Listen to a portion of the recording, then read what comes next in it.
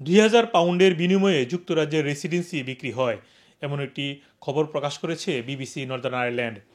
খবরে বলা হয়েছে, হোম অফিসে কাজ করেন মানে কেস ওয়ার্কার এমন এক ব্যক্তি ২,০০০ পাউন্ডের বিনিময়ে কোনো এক অ্যাসাইলম আবেদনকারী যিনি অ্যাসাইলম সিক করেছিলেন ওই ব্যক্তিকে ২,০০০ পাউন্ড দিলে তাকে যুক্তরাজ্যে থাকার অনুমতি দিবে বা তার কেসটি অ্যাপ্রুভ করবে, এমন একটি খবর প্রকাশ করেছে। এবং এই তথ্যটি যেই ব্যক্তি অ্যাসাইলম আবেদন করেছিলেন তিনি বিবিসিকে জানিয়েছেন।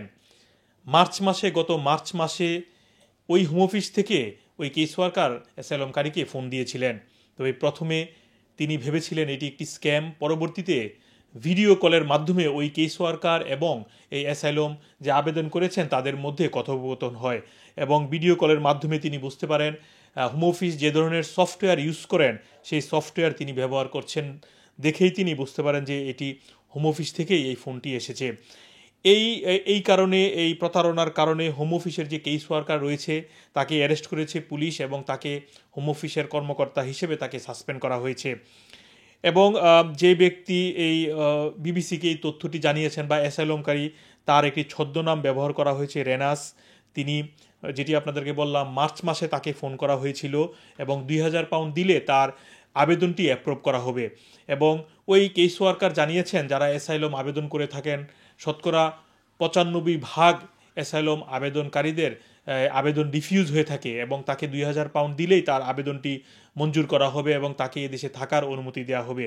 তো এ বিষয়ে আমরা আরও কিছু তথ্য জানবো, যারা ফ্রড ডকুমেন্ট ব্যবহার করেন এটার কি ইফেক্ট হতে পারে এবং এ থেকে এড়িয়ে চলার জন্য কী ধরনের পরামর্শ দিবেন। আমাদের সামনে রয়েছেন একজন আইনজীবী ব্যারিস্টার শহীদুল ইসলাম খান এবং তার থেকে জানবো আসলে এই বিষয়ে আরেকটু।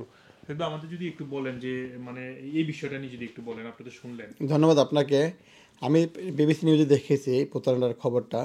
তো আমি আপনাদের মধ্যে এটাই বলবো যে আপনারা কোনোভাবেই কোনো ফেক ডকুমেন্ট ইউজ করবেন না, কোনো প্রতারণা শিকার হবেন না। কেউ যদি আপনাকে কোনো এই ধরনের কোনো ফোনও দিয়ে থাকেন, অফারও করে থাকেন, আপনি এড়িয়ে যাবেন। কারণ প্রতারণার মাধ্যমে এবং কোনো ফেক ডকুমেন্ট যদি আপনারা হোম অফিসে উপস্থাপন করেন তাহলে আপনারা মারাত্মকভাবে ক্ষতির সম্মুখীন হতে পারেন। আপনাদের ইমিগ্রেশন হিস্ট্রি মারাত্মকভাবে প্রভাব পড়বে, এমনকি আপনাকে বাংলাদেশে চলে যাওয়া লাগতে পারে এবং আপনাকে বিভিন্নভাবে ব্যান করতে পারে হোম অফিস এদের ইউকে থেকে।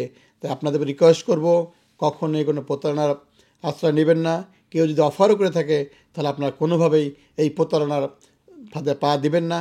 এটা আমি বাংলাদেশি হিসাবে বাংলাদেশি ইমিগ্রেন্ট ভাই এবং বোনদেরকে আমি রিকোয়েস্ট করবো আপনারা কখনও কোনো প্রতারণার ফাঁদে পা দিবেন না এবং কোনো ফেক ডকুমেন্টস ইউজ করবেন না।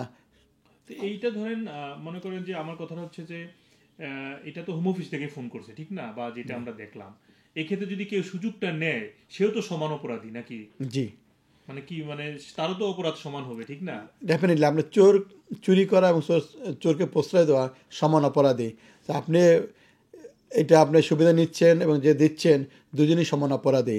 আপনি জেনে শুনে এই সুবিধাটা নিচ্ছেন, এই প্রতারণার সুযোগটা নিচ্ছেন। তো আমি বলবো কোনোভাবেই কোনো মতেই কোনো প্রতারণার সুযোগ নেওয়া যাবে না, নেবেন না।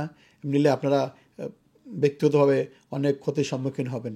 এটা আসলে মনে করেন প্রতারণা হয়তো এখন নিচ্ছে, এটা কি হোম অফিস যে কোনো সময় চাইলে এটা বের করতে পারে নাকি? না মনে করেন যে পেয়ে গেলাম তো হোম অফিস আপনি এটা যে কোনো সময় ইতিপূর্বে আপনারা দেখেছেন টোয়েক কেস এবং অনেক কেসই দেখেছেন যে একটা সময় প্রতারণা কোনো সময় চাপা থাকে না।